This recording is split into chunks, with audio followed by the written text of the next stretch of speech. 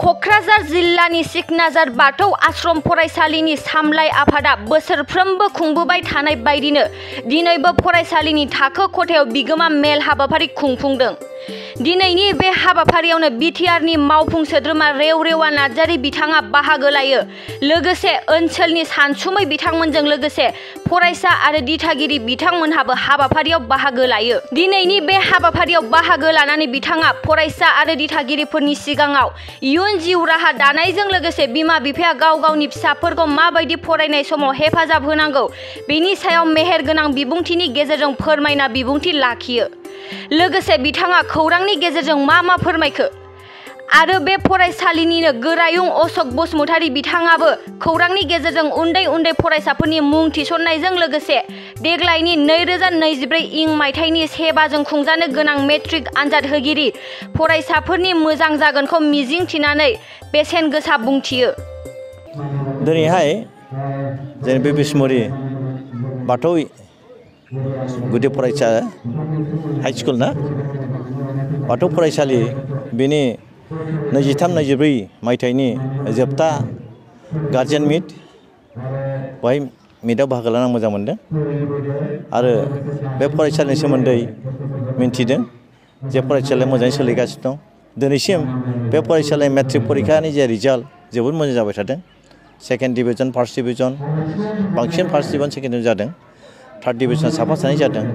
मोजाङै सोलायनायखौ नुनानै आं मोजां मोनदों आरो गार्जेनफ्राबो गोसो होदों आरो ओंखायनो आं खावलायदों गार्जेनफोरखौ जाहाथे गार्जेनफ्रा बिदिनो गाव गावनि फरायसाफोरखौ फोरोंनायाव न'खराव दायथ' लायो आरो फोरोंगिरिफ्रा जाहाथे स्कुलाव मोजाङै फोरोंनायखौ साबसिननिफ्राय हामसिन फोरोङो आरो फरायसाफ्रा जाहाथे बिमा बिफाजों लोगोसे गार्जेनफोरजों लोगोसे मास्टारफोरनि खोथाखौ लानानै सोलियो बेखौ आं खावलायदों आरो आसा खालामो बे स्कुला साबसिननिफ्राय हामसिन जालांगोन। दिनैहाय प्राय 16-17 बोसोराव गोबां खस्थ' लाबाय बिथांमोना बे खस्थ' लानाय फिथाइखौ मोनदों आरो बे फिथाइजों लोगोसेनो दिनैहाय जोंनि बे स्कुलनिफ्राय गोबां फरायसाफ्रा बिएफखौ फार्स्ट डिभिजन लायै पास जालांदों। बेनो मोनसे मोजां लक्षण आरो बे ओनसोलाव लेखा गोरों मानसिया जोबोद खममोन। बै समावथ' बुंनो थाङोब्ला मेट्रिक पास जानाय मानसिया साफा सानैल'मोन। दा दिनै बेबायदि बे स्कुल थानाय जायगानिफ्राय गोबां बिए पास जालांबाय, गोबां एमए फरायगासिनो दं। जों आसा खालामदों फैगोन बोसोरावबो इयुनावबो बे स्कुलनिफ्राय गोबां माने गोरों गोरा सात्र ओंखारनानै जोंनि समाजखौ बे ओनसोलखौ जौगाहोनायाव सहाय खालामगोनखौ आं आसा खालामदों। आथिखालाव गोबां बेफोरबायदिनो जे प्राइभेट फरायसालिफोरखौ फसङो नाथाय सरकारनि फारसे जेबो अनसुंथाइ मोननाय नङा सार। बे बिथिङाव मा बुंगोन बिटिआर सरकारनि जेएम जानानै? प्राइभेट फरायसालियावथ' सरकारा बिदि एसिस्टेन्ट होनो हाया। जेनेबा कयेकटा लेखा बायदिसिना ड्रेसफोरखौ माने होनो हागोन खिन्थु एसिस्टेन्ट बेखौ होनो हाया। बेखौ डाइरेक्टलि होनो हाया आरो इनडाइरेक्टलि होयो आरो दिनैहाय जों नुदों सरकारि प्राइभेट फरायसालिनि गेजेरजोंसो जोंनि गेजेराव शिक्षानि मानदन्दआ बर'फोरनि गेजेराव सोलोंथाइनि मानदन्दआ गोजौ फैदों। जों नुदों सरकारि स्कुलफ्राव मास्टारफ्रा जेराव दङ सात्रफ्रा गैया। गोबां खस्थ' गोबां स्कुला एबलिश जाबाय, बबाव जोबलांबायसो, बबाव मार्जार जाहैबाय बिदि आरो ओंखायनो दा प्राइभेट स्कुलाव फोरोंनानै दिनै जोंनि जे एबसुनिफ्राय लानानै गोबां जोंनि समाजनि गोरों गोरा मानसिफ्रा जेरखम नाजादों इउएन एकाडेमि दिनै बिराद मोजां रेकर्ड खालामदों। इउएन एकाडेमिनिफ्राय जाय फरायदों बिथांमोना एचएस पास जादों, आइएस फरायनायखौ जों नुदों, पास जानायखौबो जों नुदों। ओंखायनो बे प्राइभेट मिडियाम जे स्कुल बे स्कुलनि गेजेरजोंसो बर' रावा गोजौ फारसे आवगायदों। बेराफारसे दं असमियाफ्राबो बिदिनो जातीय बिद्यालय बायदिसिना बेफोर गासैबो प्राइभेट फरायसालि बिनि गेजेरजों गोबां माने लेखा गोरोंनि हारा बांदों असमियाफोरनि गेजेराव। जोंनावबो प्राइभेट स्कुल खुलिनानै जेरै स्पेसियेल इउएन एकाडेमि खुलिनानै आरो दिनै बाथौ गौथुमफ्रा जेरोखोम स्कुल होनानै गोबां फारसे आवगायदों बेखौ आसा खालामदों आरो। सार जिहेतु दिनैहाय ओइचएस एग्जामा जागायबाय मा बायदि बुंनो सानो? आङो जाय बिथांमोना क्लास 10नि परिखा होगोन बे निस्सय आगोलनि बादि ओइचएसनि फाइनाल नङा खिन्थु बे क्लास 10नि जोबथा परिखा हिसाबै आं बिथांमोननो बेस्ट अफ लाक होयो। बयबो मोजाङै परिखा होनो हाथों, गोग्गो देहायै थांनानै थानो हाथों आरो मोजाङै मोजां परिखा मोजां पास जाथों आं बेखौ आसा खालामो। देग्लाय 2023-24 मायथाइयाव जोंनि फरायसालिनिफ्राय सा 33 फरायसाया मेट्रिक लिरगोन। जों आसा खालामदों जों थांनाय प्रि फाइनाल आनजादावहाय जेनाखि रिजाल्ट जोङो खाथब मोननो हादों लवेस्टआव 43% फैदों। दा बेखौ नायोब्ला थांजोबनांगौ एबा 100% पास जानांगौ नायनोसै नाथायबा कयेकजन फरायसाफ्रा एसे दुरबल दङ साथामसो फरायसाफ्रा एसे दुरबल दङ दा जुदियो थांनाय प्रि फाइनाल एग्जामिनेसननि जिखिनि काटअफ बा पार्सेन्ट पास जानायनि जे पार्सेन्ट बेखौ नायोब्ला खुनुरुखुमैब्लाबो थांनांगौ आरोखि थार्ड डिभिजन जानानैब्लाबो 100% थांनांगौ आंनि आसायाव आरो नायनोसै नैबेखौ बुंफा नैबे एडमिसननि बेलायाव लाफैनो बेखौ एसे खावलायहरदो हस्टेलनि खाबु दं बेफोरखौ खोब गोजोनथाव बाथ्रा जोंनि फरायसालिया 2024-25 मायथाइनि थाखाय गोदानै मुं थिसननाय जे आर'ज बिलाइ बेखौ जों लागासिनो दङ मुं थिसननाया सोलिगासिनो दङ नार्सारि थाखोनिफ्राय 9 थाखोसिमनि जे मुं थिसननाय बेयो सोलिगासिनो दङ जोङो एडभार्टाइजबो होखाबाय दा नोंथांमोना फरायसालियाव फैनानै बा थोंजों मबाइल नाम्बारनि गेजेरजोंबो खोंहरनो हागोन नोंथांमोना बेसेबां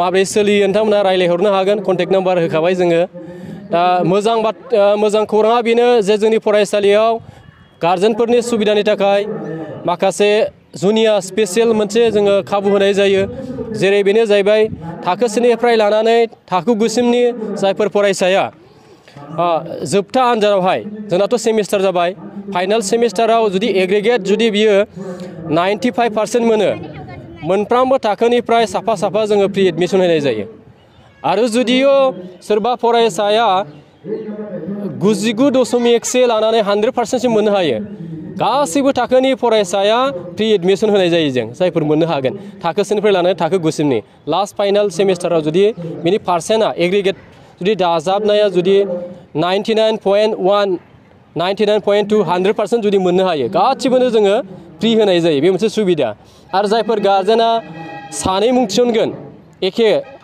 सासे गावनि गथ'खौनो सानै मुं थिसनगोन बे गार्जेन बिथांमोननो जोङो एडमिसन फ्रि होनाय जायो सानै गथ'आव सासे फ्रि होनाय जायो एडमिसननिखौल' आरो ओमफ्राय जुदि साथामबाथ' एडमिसनबो फ्रि आरो टिउसन फिसआबो कमप्लिटलि फ्रि साथाम जुदि सोरबाफोर गार्जेना जुदि साथामबो जुदि जोंनि फरायसालियावनो मुं थिसनोब्ला सासेया कमप्लिटलि जों फ्रि होनाय जागोन एडमिसनबो फ्रि प्लास टिउसन फिसखौबो फ्रि होनाय जागोन आरो हस्टेलनि थानाय जानायनि थाखायथ' खुब जोंनाव मोजां बयस आरो गार्लस सेपारेट दंखायो आरो जोंना वार्डेन बिथांमोनहाबो खुब सिरियासलि खामानि मावो आंबो बावनो थायो हस्टेलावनो थाफानानै नोजोर होफाबाय थानाय जायो मथा मथि जोंनि हस्टेलाव मोजाङैनो सोलियो जानाय थानायनि बेबस्थायाथ' गाज्रि नङा आंनि नुनायावहाय जोंना ओंखाम संग्रा बिथांमोनहाबो मोजाङैनो दायथ' लानानै मावो आसा खालामो नोंथांमोना जोंनि फरायसालियाव बा खम टिउसन फिसआवनो बा खम फिसजोंनो नोंथांमोना मुं थिसननो हागोन